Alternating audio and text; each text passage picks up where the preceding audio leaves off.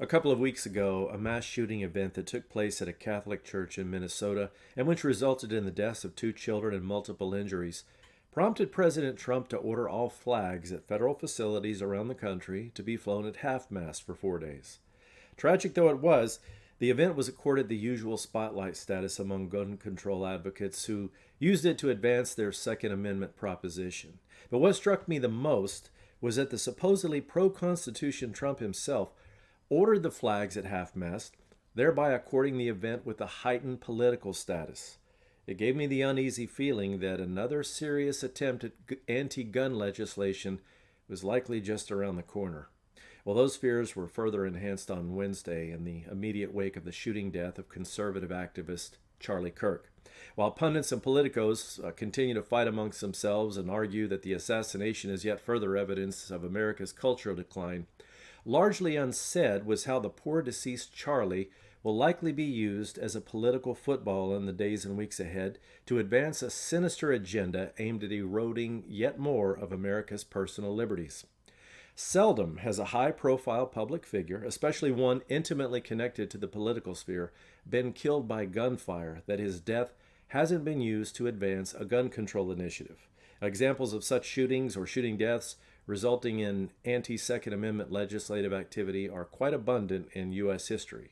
The examples include the shooting of Ronald Reagan's White House press secretary James Brady, whose injury by bullet resulted in the passage of the infamous Brady Bill, otherwise known as the Brady Handgun Violence Prevention Act of 1983, and which required federally licensed gun dealers to conduct background checks on potential buyers before making a gun sale.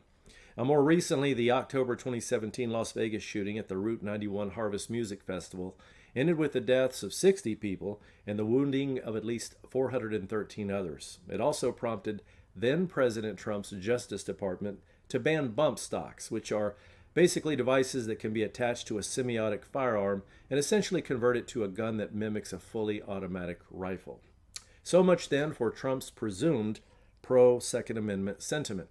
Now, given that history tends to repeat, I ask the question, is it not reasonable to conclude that the latest high-profile gun violence death will be used by the Trump administration or by Congress to effect another gun grab?